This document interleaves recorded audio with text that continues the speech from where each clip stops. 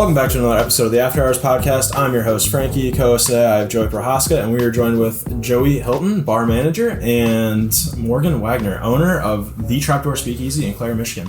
What is going on, y'all? Hey, how's it going? Currently, we're set up in the private room. Is that what it's called here? Yeah. And it is pretty dope. Joey's going to us to like a little bit of the tour here, and this table we're sitting around sits, I would say, 8 comfortably, but it also turns into a poker table, as well as you have a fireplace. You have your own surround sound, speaker, aux, and you also got a couple TVs. So the entire layout of this place is really cool, and I love the aesthetic. So thanks for having us, guys. I really appreciate it. Yeah, absolutely. So what was the inspiration behind having like a private room like this, and having like who designed it, and how did everything come to fruition?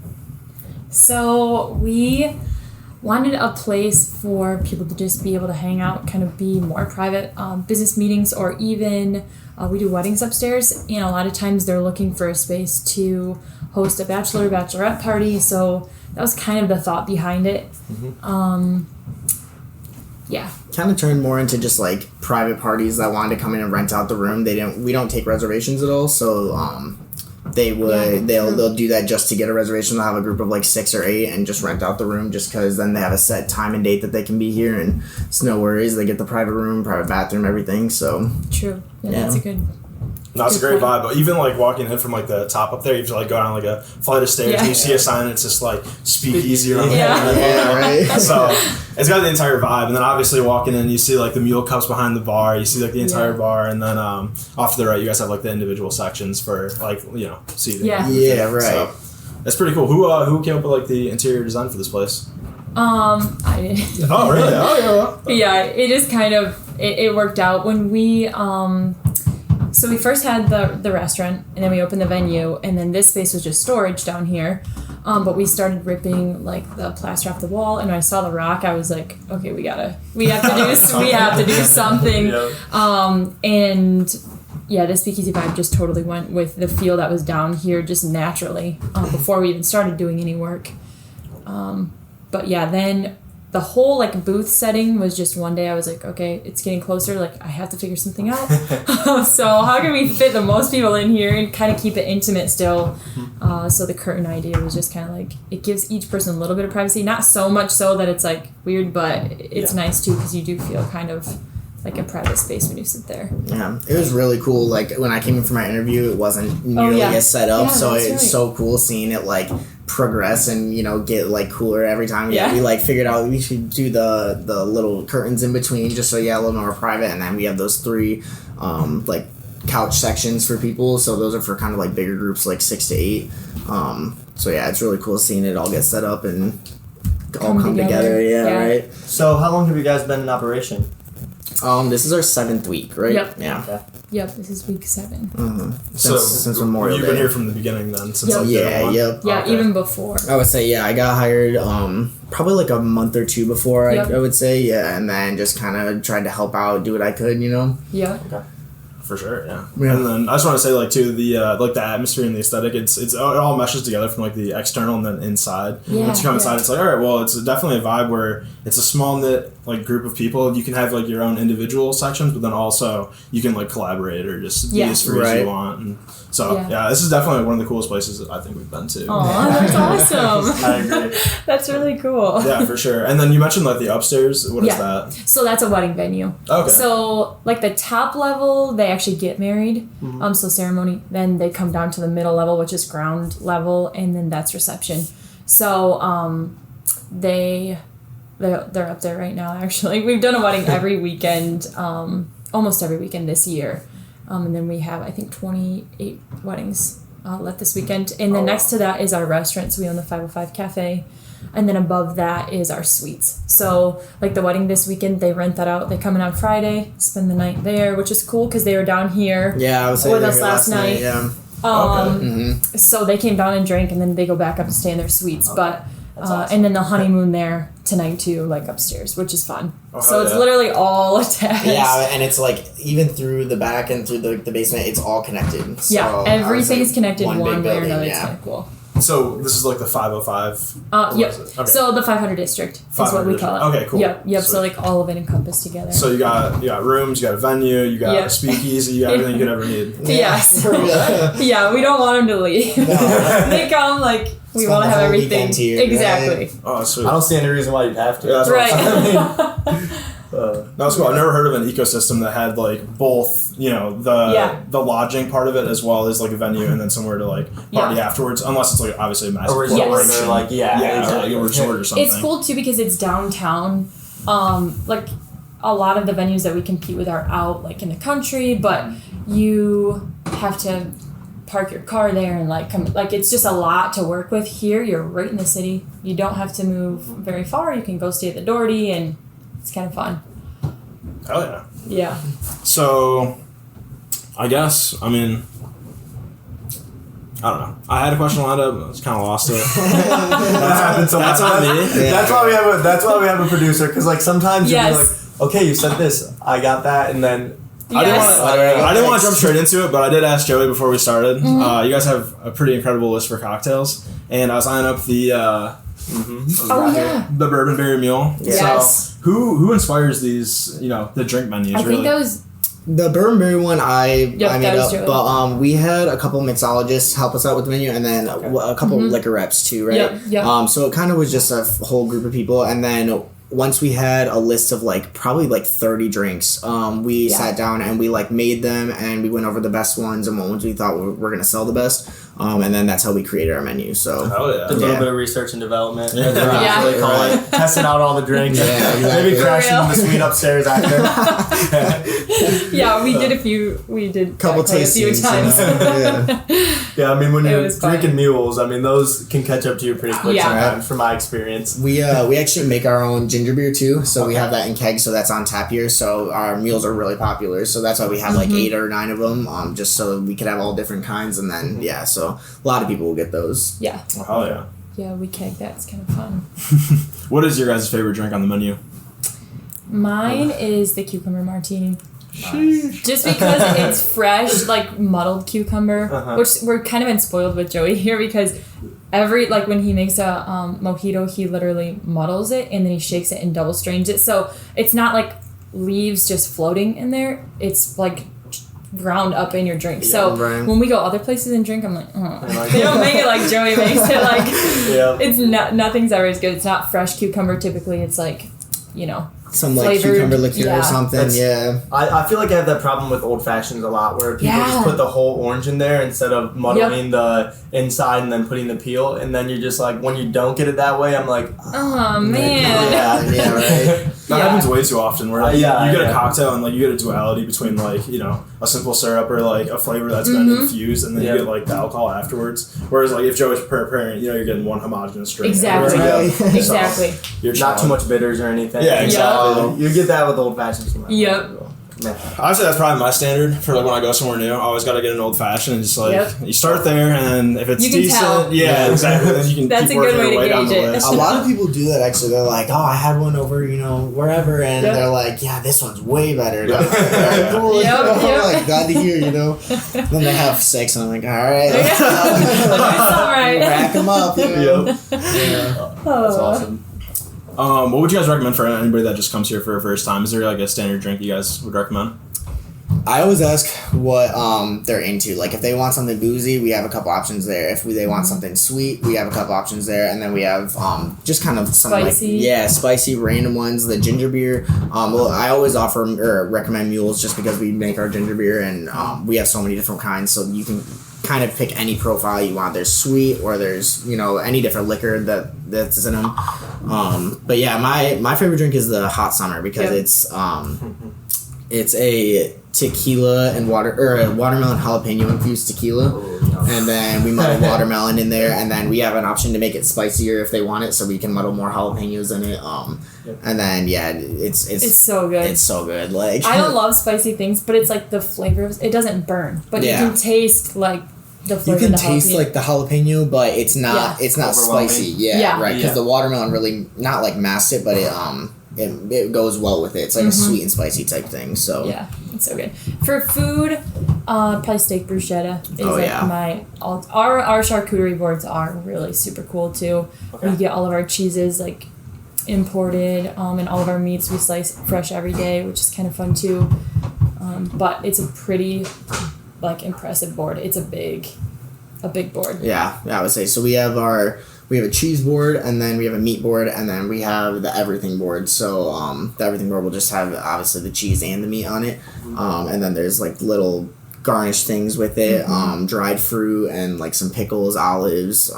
There's jam with it, stuff like that. So people really enjoy that. They love those. Yeah. I love our firecracker shrimp. I get that like once a weekend. Like literally all So the it sounds time. like you guys have a pretty good like food menu on top of the drinks as well. Yeah, definitely. I wouldn't say it's like necessarily a dinner location but it's very much like small plates and the charcuterie kind of shareable stuff. I'll have groups of like 6 share 1 or 2 charcuterie boards and they're full off of it, Gotcha. So like is it like more of like a European vibe where it's like you have like family style like entrees that you could share, but then you also have like tapas dishes that you could bring in and incorporate with your drinks. Exactly. So yeah, I mean again. Yep. 10 out of 10 vibes here. No doubt. I love it. Yes, I've been to a few speakeasies where they're like, we have like potato chips and something like that, and it's popcorn. Yes. And it's like, okay, I'm not saying those things are bad, but it's nice to be able to like when you're hungry, you're drinking, you have a few drinks, and you're like, I want something of some sort of substance, not just potato chips. Yeah, absolutely. Right. I think our food pairs really well with our drinks too, because it's kind of like on the fancier end. It's not like too outrageously priced either. Yeah. But it definitely like it goes well with our drinks, I would say. Definitely. So I mean, along the same lines, were you guys curating your guys' like finalized dish menu along the same timeline in which you were doing like the cocktails? Yep. Yeah. It was just a few weeks before we opened that we actually finalized stuff and got it all prepared. And tried everything. And we had to make everything. Yeah. Exactly.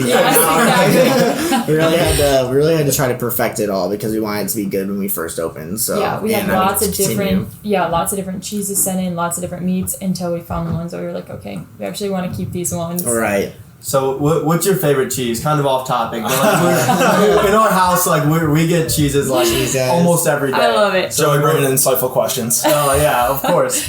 So we have a blueberry cheese. That's my favorite. It is so good. We have a Derby sage cheese too. That's like a little bit more mild, but it's so good. Okay. Yeah, I was saying then there's like a Sharp Asiago, right? Yep. And the brie, yeah. Yeah. So I would say it's a really wide range of the 4 cheeses, and then the meats are the same. There's pretty wide range of it. So. Mm-hmm. Oh yeah! And did you guys have like a soft opening where you invited people in before opening? We did. Yes, that was really fun. That was fun. That was a good time. We actually did it. I've worked at a lot of different restaurants and stuff. I've never done a soft opening like that where we did 3 different sessions. So we invited 3 different groups of people. We did one from like 4 to 6, and then 6:30 to 8:30, and 9 to 11. And so like the first couple we invited like our families and stuff like that, and then the last one was kind of like a younger crowd, more like a lot of my friends and I would say, and our coworkers, friends and stuff like that. But it was really cool, and then we had comment cards so that everybody could write down comments of stuff and figure that out. And we did that like 3 days before we actually like our grand opening. So which was close, but we learned a lot. Oh my gosh, yeah. And we implemented a lot like really quickly. Yeah. Definitely. Getting that initial like user feedback in any industry is always so important because you can think something's good, but until you like actually test it out with 50 to 100 people, it's like, okay, this is when you really like understand what people like and what they want to buy. We found out the fan favorites that weekend. We were like, okay, we need to stock up on these things because we know this is what everybody's gonna love. It was just funny because I thought like my intentions with the soft open was like, oh, we'll invite all of our friends and family and they'll just be really nice to us and like give us presents. I'm like, I'm more joyous. Like they're gonna be honest. The feedback it was great. It was good to have feedback because they weren't offensive by any means, but they were just kind of like, yeah, you need to fix this. They were honest for sure. And I was like, oh, dang, okay. That's better than them being like, oh, I love everything. Yeah, so people true. Actually getting here and being like, why did you put this on the menu? Yes. Well, now, and those people will come back now and they're like, oh, this is so much better. This is great. So, right. Yeah, it was really valuable. For sure. That's awesome. So what are your guys' favorite parts about running this speakeasy and then like the business as a whole?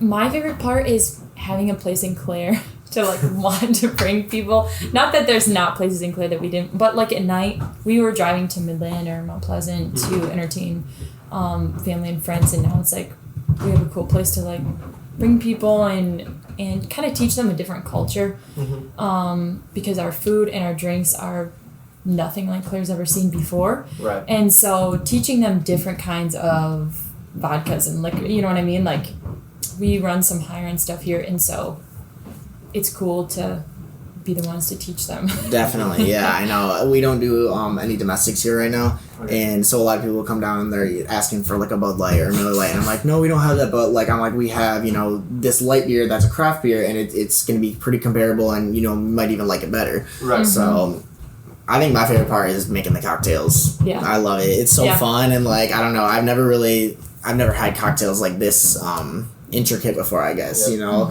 like most of the time it's just like a rum and coke or something, and you know, so if you're mixing and shaking and muddling and rimming and everything, so it's really cool doing all that. Yeah. What's your favorite to make? My favorite to make is probably like the proper whiskey sour. We use proper 12 Irish whiskey, and it's a little lazy, but the reason why it's my favorite is because it's like 3 ingredients, and you just put it in, and it's like simple. It's like 2 ounces, 3/4, and then you shake it up and you put a cherry on it, and it's really good. It's a great drink. Love it, yeah. I would say people love the drink, and it's so easy to make. And so there's like that one, and then our berry bathtub gin. We used a mixed berry infused gin. So yeah, we infused our gin and then the tequila for that hot summer, but that one's also really easy. So I would say you just shake it, strain it, and it's very pretty. And people love like when you drop that one off. It's in a coupe glass, and so they're like, yeah, whoa, it's like it's fun to watch them. Yeah, like, it's a really pretty drink. It's so pretty. Yeah, people just see it and they're like, oh, and then that one's a little bit sweeter, but it's got some lemon juice in it, so it's got a little bit of like a sour kick to it, and then that one's really, really good. Definitely my favorite to drink. Yeah, I know that one is so good. Yeah, super good. And Joey, do you do most of like the programming in terms of specials that are coming up on menus? Yes. So, like I was saying earlier, we do a drink special every week, and so I try to create one every week. And like I was saying, I try to do one that's pretty simple, just so that when many people are ordering it, it's easy to make and make a lot at a time. Like a lot of times we'll have a table of 4 or 5 that will all get a drink special. So I try to make it easier like that, profitable obviously as it's a special, and then. Coming up pretty soon here, we're gonna have a fall menu, or once fall happens, so we're gonna have to work together and make a fall menu with different types of, cinnamon drinks, apple cider drinks, so like pumpkin, stuff like that, just to bring out fall stuff. I was saying then winter, spring, we're gonna try. I think every season probably every season we'll have do something, which will be fun. I mean, we'll get to create new drinks and utilize the stuff that we already have and implement it into different things. So that'll be really fun for sure. Mm-hmm.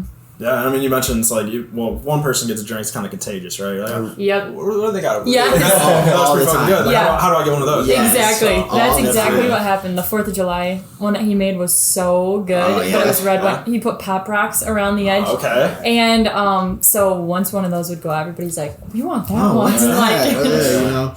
It tasted like a bomb pop, too. It was so good.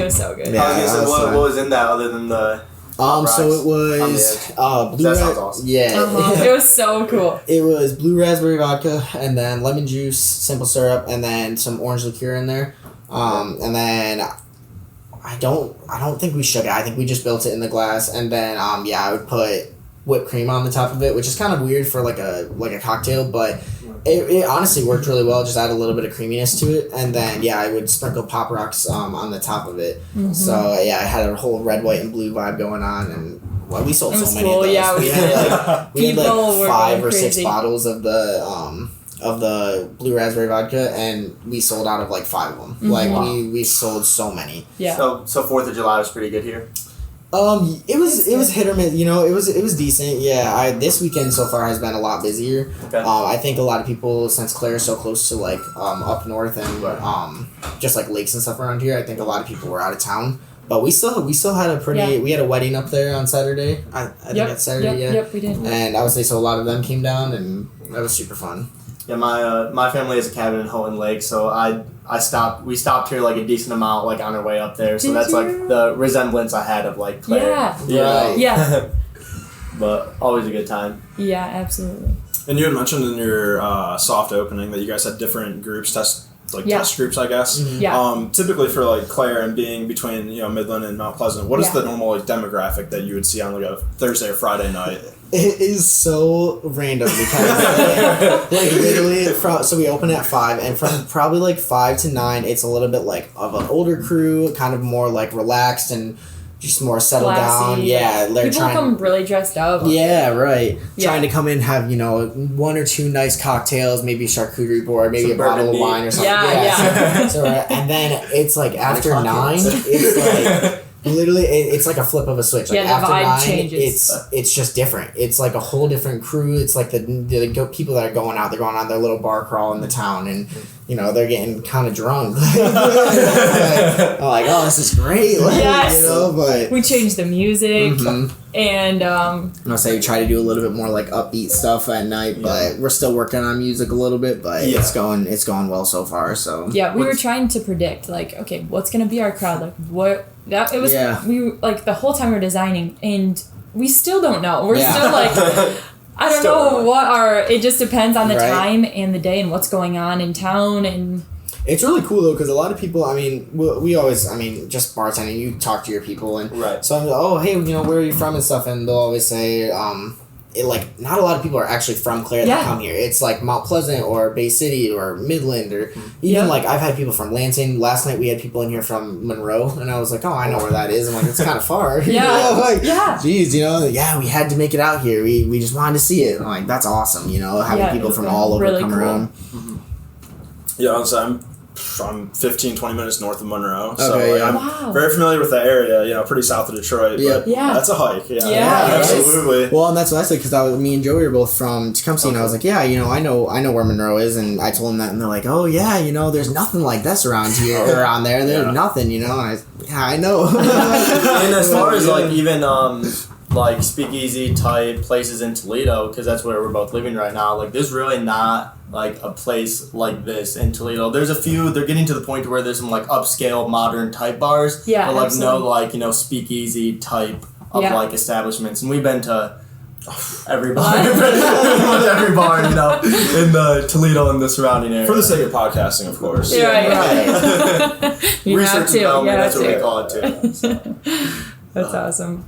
You guys have any like interesting stories from anybody you've seen yet? Because usually we get some like crazy ones. I know it's only been 2 months, but you never know. I would say that 9 to midnight crowd. Right. There's a whole lot of stuff that goes on. Obviously, in a bar setting, like people get wild, people get kind of crazy. Mm-hmm. I think like the most I've really had to crack down on people, like we sell cigars here, and it's for outside smoking. So people have bought cigars before, and one time somebody was sitting in like the back corner and it's all the way over there, and one of our service members, he's like, dude, they're literally smoking back there, and I'm like, oh hell no. I had already told him, no smoking. After Joey had literally told, like, you cannot smoke this in here. She's like, okay, yeah. And he's like, she's back there smoking. I was like, no. I knew that was gonna happen. I'm like busting kneecaps. I go back there all hot and heavy, and I'm like, you cannot be doing that. And this lady, she's literally like hitting it, and she sees me coming, she puts it by her leg, and it's like blowing smoke out and trying to hide it, and I'm like, I can see the smoke coming out of your mouth and coming from your, like, I can smell it, I can see it. You need to put that out right now. It's a cigar, it's not like a exactly. 27 or something. Or like, whoa. Just like, I'm like, come on now, like. So I would say that. We've had a couple of people that were, had obviously not gotten drunk here, but been other places and came back drunk, and kind of had to watch them. You always have to take care of yourself, and so I always just offer them water, and no, sorry, I'm not giving you another drink right now. Maybe in 30 minutes. But drink this glass and we'll see. Yeah, right. Yeah. So, but nothing too crazy has happened. Just yet. Well, we'll have to see. Yeah. Right. So going back to like the opening a little bit, how much time did it take to like get the logistics behind it and get everything ready to actually open the place? It took hours. Yeah, like days construction wise, like, I wish we had pictures to show you before. You would not even believe, like, we soundproofed the ceilings, we ripped everything apart. It was, everything had to be redone. There was no windows, we had to put all the windows in. Outside, it was under construction for probably 2 years, but not with this. We knew we were going to do something, we just weren't 100% sure yet. Right. So tons of construction. This room was like the last thing to be done, and it was done like 3 days before we opened. Yeah, right. So we were pushing it to the we just got our AC units and heat put in like this week. Right. They put mini splits through the whole thing. So but we were like, we didn't want to miss out on the summer crowd, so we were like, okay, let's just open. Right. I would say it went well, but logistically probably like a solid 15 weeks, I would say, of just meeting with reps and figuring out menus and ordering stuff in. I would say, probably for like, I don't even know, maybe like a month before we opened. I was here like every day pretty much, or at least trying to be here every day just for a few hours, trying to figure out, menu stuff. And we have a guy who helps us out with bourbon, so we met with him a couple different times and trying to figure out what we were going to have and trying to just finalize everything. But it took a while. We learned a lot too, like in the first. I would say we didn't know much about bourbons, and now we're like Blantons and all this stuff. Like we had no idea. Now we're like, whoa. Going off that, what are both your favorite types of bourbon? Oof. All right. I'm bad at this one because I like it cheap.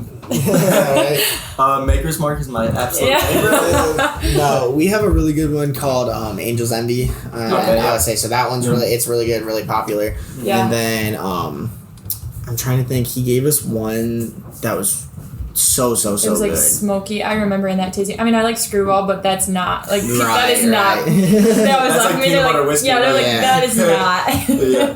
But he brought like 10 different bottles and was just pouring us all a little taste of it, and he was teaching us how to taste it. Blow the alcohol off. He taught us, if you blow on the glass and blow the alcohol off, it's not as much of a bite, and you actually get the flavor and swish it around in your mouth first for like 5 seconds or something, and then cleanse your palate. Just wild stuff that I never even had known or thought of before, and he's like, yes, this is how you do it, Yeah. So, and you actually do start to appreciate it a little bit more when you understand it. I'm like, okay, I get why people are paying $23 for a shot, and now I kind of understand. But we've kind of had the same experience doing the podcast. We've gotten sent probably 20 different types of bourbons, and before, like 2 years ago when we started, I'm like, I drank it every now and then. Like my family liked it a lot, but I never really tried it. But then after like trying so many, doing like live tastings and stuff, it's like, okay, like this is what makes this one better. Like I start to understand. Mm-hmm. You understand why this is $100 a bottle, and it's like, oh shit, this tastes good. I always feel bad on those. Like when we're trying for the first time and like give a review, I can never like articulate how I'm feeling about it because it's just not like a concrete thing that like I can conceptualize in my head. Right. Yep. I'm just trying to explain it. I'm like, oh, this is really good. And it's like sweet and it smells good and it goes down smooth. It's like about the extent of my adjectives. We totally get that now. Mm-hmm. Now when we go places, we were just in Austin last week, and I was flying bottles back because now I know like what to look for when we go to the stores and what's hard to get our hands on. So I would have never done that. I spent a solid day chasing around Weller's and Blanton's and all these brands that I know that people are gonna want. One amazing one we've had so the guy we interviewed, he's been in the industry about 40 years, helped with like Wild Turkey, Jim Beam, and he was like an executive in like a bunch of like major bourbon companies. Yeah. And he bought this brand called Chicken Cock Whiskey out of Louisville, Kentucky, and it's probably about $75 to $80 for the basic bottle, but like for like that price range, it is like by far like the best bottle I've ever had. So if you can get your hands on that, like, people might not know it. Yeah. People might not know it, but once they like taste one sip, you'd be like, oh, this is like I get it now. Amazing. Yeah. Like hands down the best like because we got some, I believe they're straight whiskey and the rye. Yep. Yeah, and the bourbon. Yep. So and for the price point, best like hands dark down. Spirit, like that's cool. Bar none. Yeah. Wow. It's incredible. And it's really, really freaking I'll have to ask. I want to try it. Yeah. Right. Yeah. It's amazing. For sure. Absolutely would recommend. I mean, you guys are still in your infancy a little bit here. So like 7 weeks. Is there anything you guys wish you would have known in terms of like growing pains before you started? Yes. Yeah. I mean, that's a tough one. I wish I would have known how much people are willing to spend. Mm-hmm. Probably because at first we kind of like lowballed it, thinking like, oh, maybe not in this area, but people will pay for what they want, you know, and we put out really good products, so people are willing to spend that much money. And I wish, I mean, like our prices are good. We figured that absolutely. Out. But at first we were just kind of going through it all, trying to do our prices and stuff. And it's like, I wish I could have seen it and know what I know now and go back before we even open, just to tell myself like, no, go higher. You know what I mean? Like, just keep going. Like, you can sell it. You can do it. Or even 100 bottles of champagne that they're popping every weekend. It's like, in Clare, I never thought people would buy a $100 bottle of champagne, but like, it's happening. They are, and they're, keeps going. We have a lot of beers right now, so we have like 40 different bottled beers, bottle and cans, and then we have 3 on draft, and they're all pretty much craft stuff. I wish I would have known, what was selling and what's not selling, and maybe just to kind of condense it a little bit, which I mean we're gonna work on obviously still. Like you said, we're still a little young, so. Absolutely. But yeah, I mean we have some that are selling out like crazy that I'm ordering every week, and then we have some that we still have like the first box, you know. So. Yeah. But it's good to have options, so I'm like, it's good. I mean, we've sold at least one of everything, so it's not that it's not selling, it's just not selling as frequently as other ones, so. Yeah. Gotcha. For sure. Are you guys close with a lot of the other, like, bar and restaurant owners here in Clare? Yeah. Okay. Yeah, so, most of them. Gotcha. But yeah, Clare has a lot of bars, but they were really excited actually to have us come in, just because it's just another stepping stone. Normally when people are drinking, they don't sit down in one place and drink the whole time. No, they drink at multiple different places. And so we've brought a lot of people to town that have their first drink, and then they go to their bars, and they probably wouldn't have came to the town. Yeah. No, that's so true. Like, we are the first stepping stone. They get a nice drink, and then after that, they're just trying to get drunk, so they're going everywhere else for cheap drinks. For the $2 beers exactly. or whatever down the road. Right. And so I feel like we have made, when people come to town for the weddings too, I mean, we bring an extra 300 people to town every weekend, and they're staying in the Doherty, and they're going to all the bars. So, yeah, I think that they were happy to have us, but yeah, we do have a pretty good connection with all of them. Yeah, sure. I don't know. I would say I don't know Clare very well. I honestly had driven through like maybe one time before I got my job here. Then I'm like, oh, I didn't even know this was here. Really. Yeah. Like I knew it, but I didn't know. And so I would say I've gone to a few places around here, and I've always introduced myself, and they're always really nice to me, really cool. So I think they're glad we're here. Yeah, for sure. Oh yeah, Morgan, are you originally from like this area? Yeah. Oh, okay, gotcha. Yeah. So you've seen it evolve a bit. Yeah. Oh yeah. Absolutely. Okay. Yeah, and there's actually talks of a big hospital coming in. Ooh. If that happens, Clare Clare has no idea what's coming for sure. So yeah, we're excited about that. Everything will go up. Right. And my husband's a travel nurse, so he's like fingers crossed that hospital comes here. But they've been working on it for a while now, so if that does happen, that would be awesome. Massive for. Do you know what health organization it is? I think Mid-Michigan. Mid-Michigan? Okay. Yeah, cool. I believe so. Gotcha. Nice. Yeah. So what's one piece of advice you guys would give to somebody that was like opening up a new establishment in Clare or anywhere in the United States? Be prepared to work well over 100 hours a week, no joke.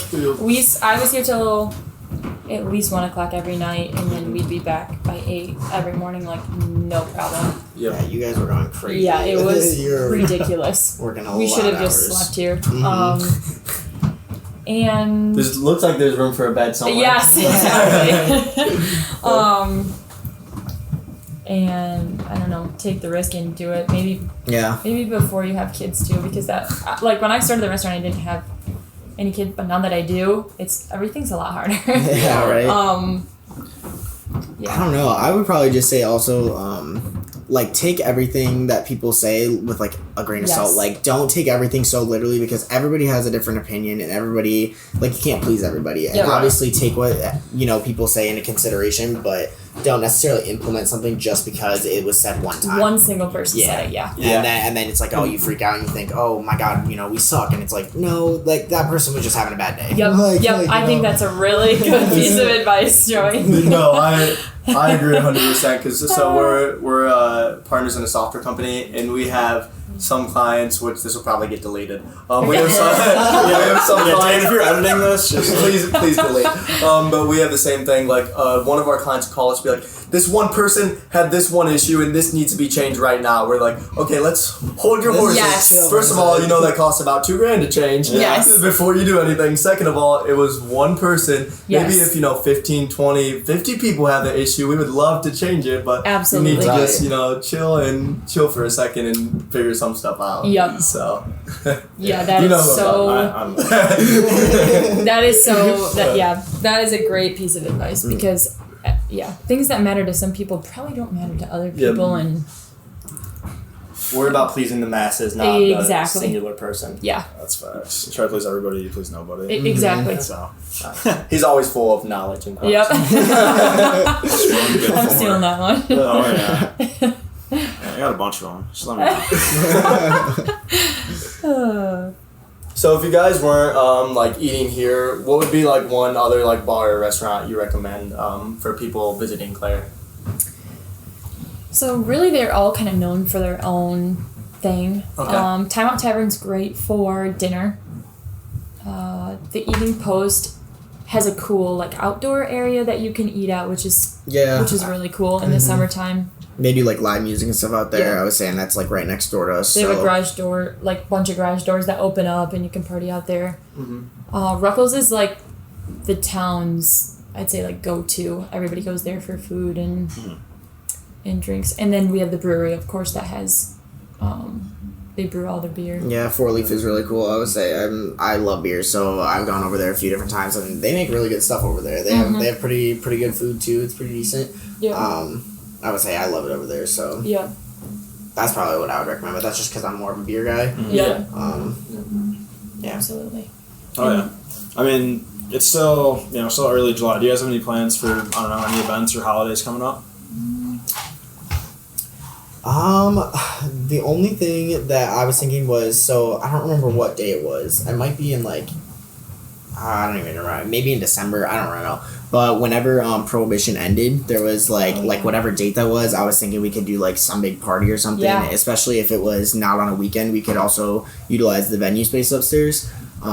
Just so we could have a huge, massive party about it. Oh, and, yeah. Do like a speakeasy style, like 1920s, 30s I party. love that, yeah. I'm like, I don't know, that would be really fun. That'd be so sweet. I gotta research when that is. But December 5th. Yeah. December 5th. Okay, so, cool, yeah. Well, that'll be a nice little like pre-Christmas event. Yeah. That is cool though, being like the whole speakeasy vibe to like Prohibition ends that day. Yeah. We're throwing right. And then, oh my gosh, for sure. Crazy, yeah. So I think that could be really cool.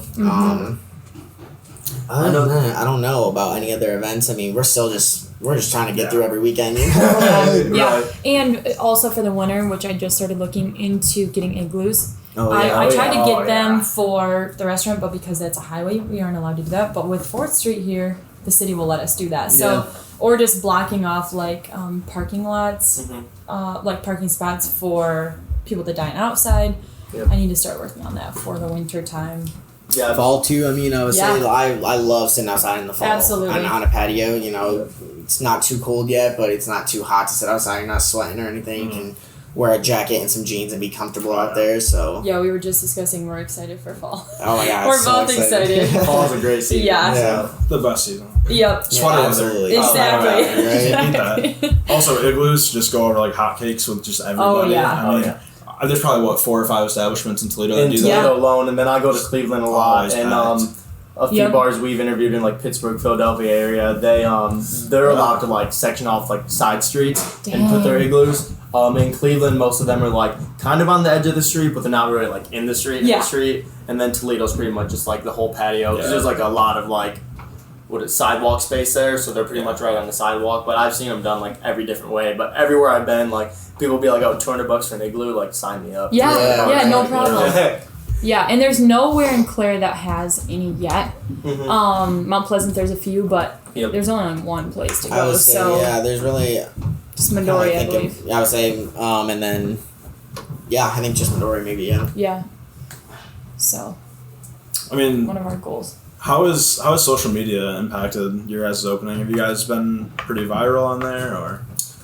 We are like, that's kind of hard because we post once a week for sure about the drink special, and we always get a lot of interactions with that. We get comments and shares. Like every time we post it, we usually get about like 15 shares, which I mean isn't crazy, but if you think about how many people are on each person's friends list and stuff, so we get that, and then we'll get comments, and people will just tag their friends and comment, and then you'll see them commenting back and forth like, "Oh my God, when are we going? What are we doing?" So I definitely think, I definitely think people have seen us and come. I mean, people have they'll ask about our previous, 3 weeks ago, our drink special from that week, and I'm like, oh, that was 3 weeks ago, you know, but I'm like, here's this week's, but I was just asking about social media. Oh yeah, social media. Yeah. Our website just literally just launched this portion of the 500 district, so we'll see if that does anything for us too. Nice, yeah. Yeah, make sure to check out that website. What is it? 500 district / Trapdoor. Yep. I believe. Yep. Okay, cool. Exactly. And social media is just like the Trapdoor Speakeasy. Yep. Okay. Yep. The Trapdoor. Cool. Yep. Facebook, Twitter, Instagram. Facebook and Instagram for sure. Yeah, okay. I don't think we have a Twitter yet, and I want to start making TikToks actually. Just of like That's making fun. drinks. I'm like that because I love when I'm on TikTok and I see people making drinks. I'm like that is so fun. That's so cool. So I would say try to start doing that maybe. But absolutely. Yeah, that's definitely something that could go viral quick too. Yeah, right. Definitely. So I see right now you guys are open 5 p.m. till midnight. Do you plan on staying later or open later than that at any point, or is that still like the state, like kind of like what everyone's doing? We kind of discussed like nothing good happens after midnight. Yeah, right. But maybe opening. But maybe opening Wednesdays, Sundays, because we're only open 3 days a week right now. Right. So we thought about maybe expanding those before we hold open later. Okay. I would say I'm kind of trying to get a consistent group of like clientele that are gonna come in every weekend or every whatever, and to where if we did open on Wednesdays and Sundays or something, that maybe those people would also come those days.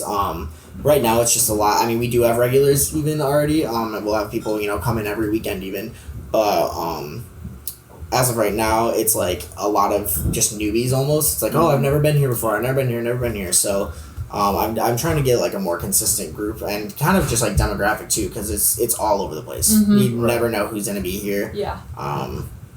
So yeah, once we figure that out, I could see us maybe. I don't know about after midnight, but maybe I don't know. Yeah. I mean, we'll have to see what happens. Yeah. I feel like wintertime, that could maybe be like a next summer type thing. Like absolutely. like wintertime, people aren't really out as late. Yeah. I feel like people also don't get as crazy during the winter. True. Like the after midnight thing, it's like at the summer, like definitely nothing good happens. Right. The winter, usually people are a little more tame. Like you can drink till 12:31 and still usually be good. True. That's true. Yeah, I would say. I mean, we gotta. If we were gonna open later, we would have to make sure it'd be worth it too. Yeah. So right. Because I would say some nights there's nobody here at like 11:45. It's just like completely empty. And then like last night I was here until like 1:30. You know what I mean? Like just with the customers, and then finally I'm like, all right guys, it's about that time. Last call. I'm like I gotta get my work done. Or when the weddings come down here, they're like. Yeah. They've already trashed anyway, so it's like, okay, here's one drink, and because they're so drunk anyways. Yep. Generally, do you have a lot of open bars at the weddings? Yeah. Yeah, that Yep. Always fun every nights. weekend. Every weekend we run a bar and. Okay. After that, but like Joey gets a lot of people that don't like what they've chosen at the bar, so then they're coming down here because they don't like whatever bar they. Or whatever package they have. And then there's usually a break in between, for like dinner or something like that. And so I'll have like every single weekend it's like notorious. Like okay, around dinner time we're gonna have like 5 or 6 different people come down, and just because they want to drink continuously, they want to wait an hour to get another beer. So that's always cool. And it's cool because they're always really quick too. They'll come down, they'll get their drink, they drink it real quick, and I'm like, all right, see you later. We'll come back down after. Don't worry. All right, sounds good. I'll see you then. So are there any like open container policies like in Clare? Are you allowed to walk on the streets with any drinks or anything like that? I don't think so. Yeah, not right now. I mean, they can take liquor to go if it's sealed. Okay. But. Yeah, and there's also a staircase that leads from the bar upstairs. Okay. So people are able to take a drink from like inside. Yeah. Are they able to take a drink from down here to up there? Yes. Yep. Okay. Yep, they can. Gotcha. As long as you're not leaving the place, you're exactly right. Okay. Yep. So Morgan, do you own any other businesses other than the 500 district? No. Okay. So those. What are all the businesses within the 500 ecosystem? So we have 505 Cafe, the Trapdoor, the venue at 501, and then the Upper Room Suites. Cool. Yes. Nice. Yep. I was gonna ask about that. Yeah. And what did you do before you started opening all these places? I ran a cleaning like company. Okay. But I was only 18, and then I opened that when I was 19. So I didn't do much. I just went to high school. Yeah. So you pretty much been like an entrepreneur your whole life. Yeah. Okay, that's awesome. I guess. What do you think you'd be doing if you weren't like owning and operating these businesses? Can be a hard question. That is a hard question. Yeah. My husband Mark is a travel nurse, and so we probably travel. Before we had our baby, we went to Japan and we like traveled a ton. Okay. But since COVID and the baby, we haven't been traveling that much. So we'd probably travel and just he could make a bunch more money if he was traveling further. But I like it here too much, so he only goes to like Flynn and close places. Within like a few hours. Yeah. Okay. Yeah. What was your favorite place abroad that you've traveled? Tokyo. Okay. Tokyo, Japan. It was so cool. It was so much fun. We've actually heard that from a few different people. I was gonna say, Japan seems to be a place people really enjoy. Have you guys had issues like filling some positions here, being like where a lot of people? Joey's done a good job actually keeping people down here. Yeah, I would say we have a really good crew as of right now. But like when we were first opening, it was super hard because we would put out ads and everything, and people like we would get a few applications, and then I had like probably 3 or 4 interviews that just never showed up, or just random stuff like they would set a time and everything, and then they just wouldn't show up. And so I think it was like probably like a week until we were about to open, and we didn't even have a full staff yet, and we were kind of freaking out. I was like, how, like, what are we gonna do? I'm like, I can't do everything. Like, I'll try, but I really can't. So, but yeah, as of right now, we got a really good staff. We're probably gonna start hiring. I feel like businesses are always hiring. People are always coming in and out, but pretty much everybody that's here now has been here since the start. So. Oh yeah, that's pretty good. This portion, people want to be down here because it's so fun. Right. And the money's good too. We need a lot of people. And all the other businesses. Right. For sure. I mean, typically, like, food and beverage industry has one of the highest turnovers. Yep. It's just absolutely. part of the business, really. But it's doing a pretty good job here, I guess. Definitely, from the beginning, Yeah, it's been good. Oh yeah. So you have all these different restaurants within the 500 district.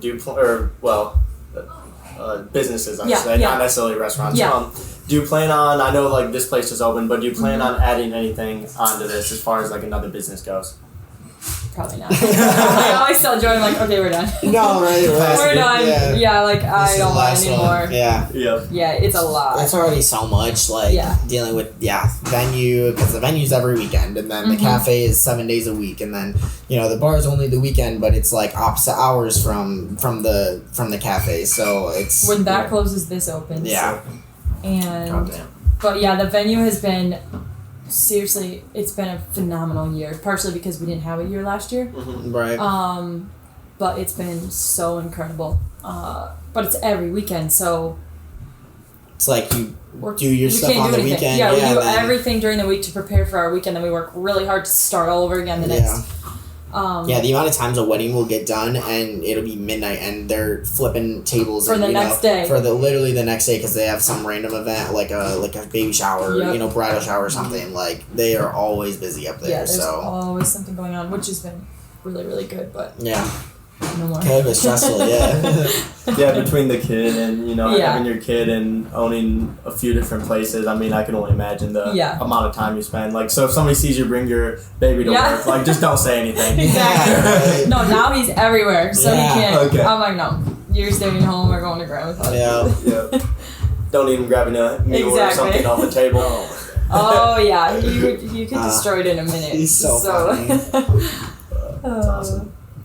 Here's a pretty off the wall question, I guess, but like if you guys are doing a little bit of research and development, you gotta concise your menu list, try them all out. Next morning, might have one too many. What's the hangover recipe? Ooh, the hangover recipe? Yeah. This is Joey's because I always try to drink a lot of water. Obviously, McDonald's Coke.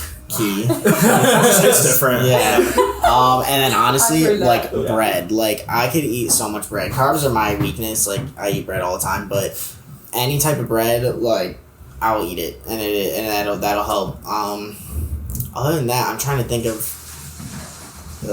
what is it? It's like not Powerade, but like Pedialyte. Not Pedialyte. Okay. It's like a Gatorade type thing, but it's thicker. It's like Pedialyte. Okay. But they have a bunch of different flavors of those, and I'll drink like one of those, and I'll be all right. And I'll go out again the next night. Yeah, but. Oh. God, hangovers they're getting harder as I get older, man. I know, it's like I'm only 23 and I'm like, why do I feel 80? I feel that I'm like, how old am I? Like, yeah. It feels like I'm like 35 at this point. Yeah, for real. How about you, Morgan? I don't really have a hangover. Like, I just know now, I know my limits now. Yeah. Like, when I'm, like, getting drunk, I'm like, okay, this is enough. Time to chill. Yeah, it's time to chill. I need to slow down. I used to just drink all night long. It'd be 2 o'clock, I'm like, okay, where's my next drink? And I'm like, how did you learn that? Because I need yes, no, like, I know, like, now when to stop. Yeah. We were out at Torch last weekend, and, like... Torch Lake? Yeah, and I made it all day and all night, and I could have never done that before. Yeah. But I knew my limits and, like... what I can handle. Weekends like that are so rough now because like 2-3 years ago, like 4th of July weekend, spring break, all the college stuff, you know, you're like, oh yeah, 3-4 days straight, I'm good. Now I'm like 4 hours into like 4th of July, I'm like, guys, I'm gonna go take a nap. I'll see you in a few hours. Like, then you got like, you know, your 50-year-old like uncle or something, and he's still chugging along, and I'm like, what's wrong with you, dude? It's so hard, man. How do you keep up? But it's funny how it changes over the years, for sure. Yep, that is so true. Do you have any place like on the continental U.S. that you've been to in terms of travel that you'd recommend? I don't know. I love like San Diego. Oh yes, can't beat that. Yeah, you can't. San Diego, San Francisco. I love those. We did a lot of exploring there, like a lot of speakeasy bars because I wanted to get ideas. Okay, yeah. We went to Colorado and hit like Denver and all their speakeasy bars. That was super, super cool. But no, probably out of the country is where I like to go. Just to the different cultures and stuff like that. Joey, any place that you've traveled? I'm not like a huge traveler. This sounds super lame, but like as like last year sometime, me and my brother went just like to the UP in Michigan, and we went to a bunch of different parks and everything, and I would say we just hung out. We went to Michigan City, did some fun stuff there. I would say I like it up there. It's kind of calm. It was like I think it was summertime. That's where like Michigan Tech is, right? Yeah. No, okay, that's further north, isn't it? Yeah, I think that's further north. Yeah. Okay. Yeah. Oh, we didn't go that like crazy far. I think we only drove like 4 hours maybe, but maybe even not that far. But that, and then I mean I go to Florida like at least once a year. You know, usually spring break, and then I have some family down there, so I'll go there. Or I just went to North Carolina a few weeks ago. That was super cool, but it was during the gas shortage, so I was scared I wasn't gonna get home. Me and Alex. Yeah, that was wild. Yeah, I was like, I need to get back from work. Like, we opened in less than a week. That was so crazy. Yeah, I'm like, we need to get back. So, yeah, I don't have that much money, so I'm not. Oh my gosh.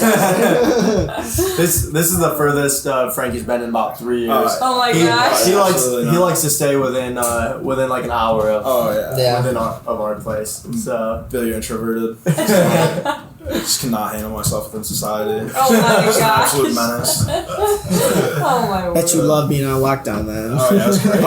He was like, it was Oh god, it was torture for me. Oh my god. I love traveling though, so we're like. But also, why does everybody from Michigan travel to Florida? It's just, you guys notice that? I feel everybody. Everybody. That's just like the go-to. I don't really know. It's always like Fort Lauderdale or Miami too. Like it's always around there. Even we went to the west coast of Florida for the first 2 months of this year, Sarasota, and even there, like I'd say 20% of the people you meet are from Michigan, and then the rest from like Ohio, Long Beach, New York. Like from like Michigan to like New York. I don't even know if I met anybody that's like, I'm from Florida. Yeah. There was like one like bar, like local bar we went to where like everybody was. Other than that though, not one person. Yeah. So it's wild. It's definitely like a tourist state, I would say. Like, for sure. Travel state for sure. No doubt. So kind of going off the Frankie's question, like what's the most thrill-seeking thing you guys have ever done? Like as far as like, you know, like skydiving, cliff diving. I'm not that interesting. I'm not either. I'm not. I mean, I did like the cenote tour in Mexico one time, and we had to jump It was scary. I did not like that. But yeah, you like jump into the cenotes, which are like... Okay. Some of them have like things we scaled down into one, which was cool. And jumped into them. No way. It was an entire... it was... The look on Joey's face is priceless right now. Yeah. He's like, hell no. I'll go drink a mule at the bar. Yeah. Not me. Yeah, it was a full... I think we did it like 6 different cenotes. It was a full... After the first one, I was like, I don't want to do another one. And then they drive you out to the next one. And okay, this one, you're going to do this. And like zip line over it and jump off or whatever. And I'm like... Okay, here we go. I kind of feel like that's how it goes. So after you get one, you're like, screw it. Like, I already did one. I already did one. I gotta do it. Because I went to the zip lines in South, in like Hocking Hills in Ohio. Yeah. And like those ones were like huge. They're like long. And the first one, I'm like, well, I don't know about this. After you get one though, then they just keep getting bigger. But you're like, whatever. I already did one. So I'm already up here. I already paid for it. Might as well finish this shit. Exactly. Yeah, we did one in San Francisco, like a zip line, not like jumping into water, but just a full-on zip line. It was so cool. But there's a bird sitting on it while I was going down, and I was like, I'm gonna hit the bird. Like, I don't know what to do. I can't stop right now. Yep. And but yeah, no, those ones were way better. The ones in Mexico, they're like, pull your hand down, like on the with you have a glove on. They want you to stop yourself. Yeah. I'm like, I don't know how to be control of myself when I'm in right? No, the ones I've been to, they always like stop you. Yeah. And, you don't have to worry. They're like, just don't do anything. Exactly. Fine. Yeah. Then some people do like flips and stuff on them. I'm like, okay, let's calm down. Yes, for real, especially when I'm going next. I mean, kind of winding down the show here. I don't really have any like too many pointed questions, but like if you guys have any questions for us, feel free.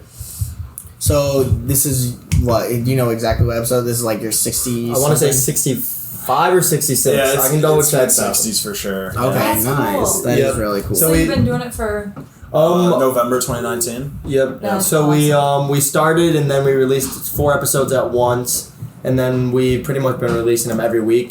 Since then, we haven't missed a week or anything. And most people, we kind of started local, but honestly, like through COVID and everything, we were doing a lot of remote ones, and we got a lot of good people on from the United States. We tried to hit like every state, got a few from Canada and New Zealand, and kind of like all over the world. And every place we've been to have been awesome, and like so cool. Everybody in this industry is like really good and like knowledgeable. That's really cool. Cool. So it's bars exclusively or restaurants or... So I would say like food, anything. Yeah. So we kind of directed as like our ideal like person is like a exec in like the food and beverage industry. So anywhere from, we've done food and beverage directors of like large, hotels, restaurant chains. We've done breweries, distilleries, a few like food and beverage like influencers in the space, like mixologists. So like we don't really tailor it to like, hey, it's got to be like bars or restaurants. Just pretty much like anybody in the whole industry. Yeah. One of the more iconic ones was Blind Pig in Ann Arbor. I love that place. Because we were meeting with their like talent director. So like he just had obscene stories about like